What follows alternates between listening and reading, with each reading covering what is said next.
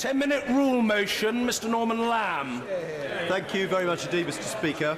Mr. Speaker, I beg to move that leave be given for me to bring in a bill to establish an independent commission to examine the future of the National Health Service and the social care system, to take evidence, to report its conclusions to Parliament and for connected purposes. Mr. Speaker, two former Secretaries of State for Health, one Labour, one Conservative, and honourable members from both the government and opposition benches have joined with me to call for the government to establish such a commission. We're also joined by an organisation called NHS Survival, a group of progressive junior doctors, patients and others, now numbering 8,000 members, and by Care England, representing social care providers.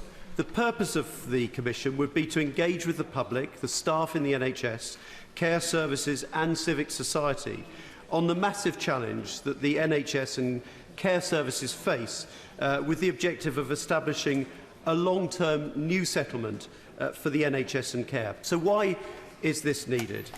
The NHS and social care face an existential crisis. In the post-war period, demand has gone up by about 4% every single year. We all understand the reasons for this. We're all living longer. The numbers of people surviving cancer has increased dramatically. Half of people diagnosed with cancer now survive their disease for 10 years or more, according to Cancer Research UK, compared to only a quarter 40 years ago. The number of people living with 3 or more chronic conditions is set to rise by over 50% in the 10-year period up to 2019. New medicines are invented that tackle the underlying cause of some genetic diseases for the first time, and we see remarkable advances in surgical procedures. All of this is a triumph of modern medicine and of our NHS, and it's something we should really celebrate. For the last 5 years, the coalition government ensured that spending on the NHS was protected, but real terms increases have been marginal. With demand continuing to rise, this has been the toughest financial settlement in the history of the NHS. Meanwhile, social care has been cut in real terms despite significant increases in demand. As we look to the period up to 2020, the widely accepted assessment is that there will be a gap of £30 billion in the NHS by that date. The government has committed to finding £10 billion, including the increase in this financial year. But few experts in the NHS believe that this will be enough. The Health Foundation has estimated a gap of £2 billion in 2020, on top of the £10 billion commitment, and many others believe that the gap will be much larger. A reflection of the rapidly deteriorating financial position is shown in the accounts of NHS and Foundation Trusts. They're facing a projected £2.2 billion deficit by the end of this financial year. Pension changes announced by the Chancellor are likely to add another £1 billion to costs. Pressures across the system are very evident. The news today that at least 100 GP surgeries applied to stop accepting patients because of shortages of doctors is the latest example. The position in social care, Mr. Speaker, is perhaps more serious. The respected Health Foundation has estimated that there will be a £6 billion funding gap by 2020, without taking into account the increase in the minimum wage. The LGA has estimated that that alone will add £1 billion to costs by 2020. It also doesn't take into account the planned increase in the introduction of the cap on care costs, which the government has said it's committed to doing in 2020. Now, the spending review provision for councils to increase council tax by 2% will narrow this gap by an estimated £1.7 billion by 2020, according to the LGA, but only if every council takes advantage of the new power.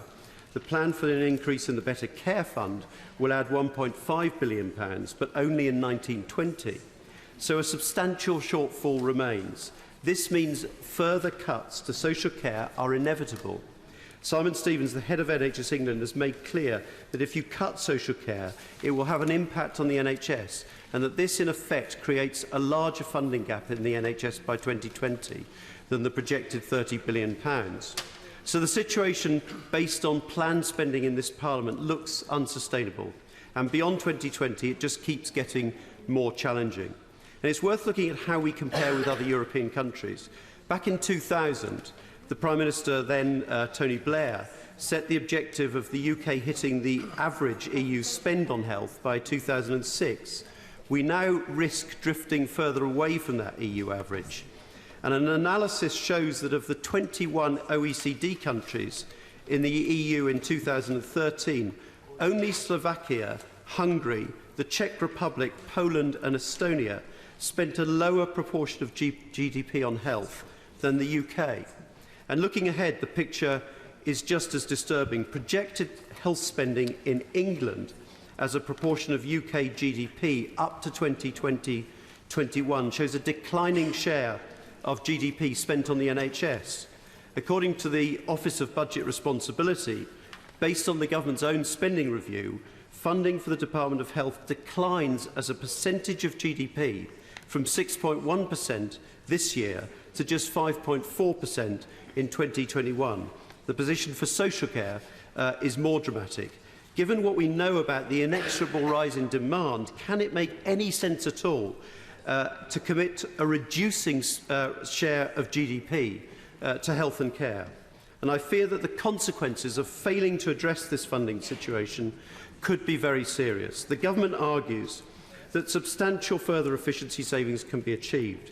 Yet, however much we hope that the necessary efficiency savings will be achieved through smart re-engineering of the system to deliver better value and better care, the reality is that around the country, anecdotal evidence suggests that too often preventive services are cut as clinical commissioning groups indulge in crisis management.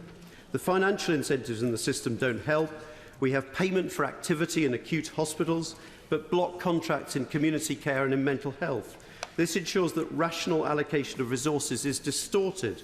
Acute hospitals continue to see increases in income, but demand for their services also increases, in part because of a failure to invest in preventive care. So their financial position becomes more perilous despite the increase in income. It's a vicious circle that somehow has to be broken.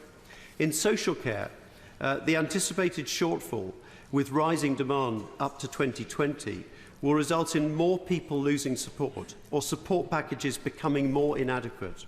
We're currently witnessing reductions in care packages in my own county of Norfolk, and I suspect that is widespread. There are also serious concerns of significant numbers of providers of social care leaving the market. There's a sense of the system living on borrowed time. The unattractive effect of all of this will be that those with money will be able to get good care. Those relying on the state will increasingly either get nothing at all or substandard care, and I don't think any of us can tolerate that. None of this also addresses the fact that mental health desperately needs more investment, despite the help given in the spending review. So the government, Mr. Speaker, faces a choice. The reality is the system will either drift into a state of crisis, or we confront the existential challenge now.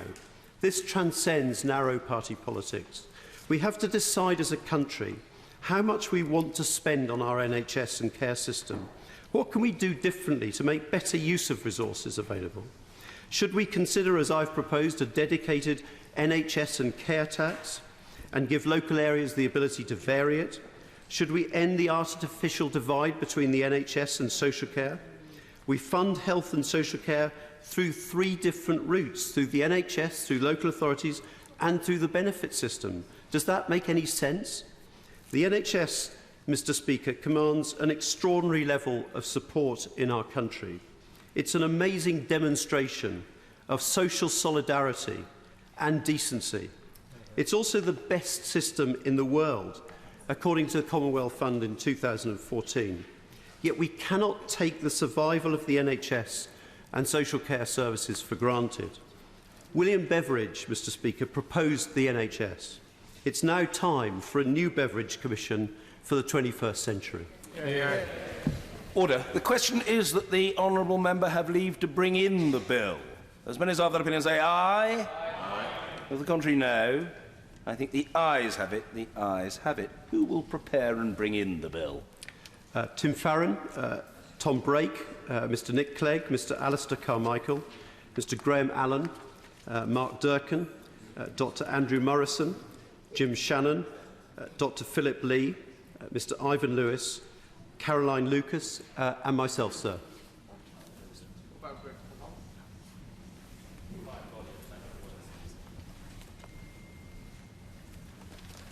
Mr. Norman Lamb.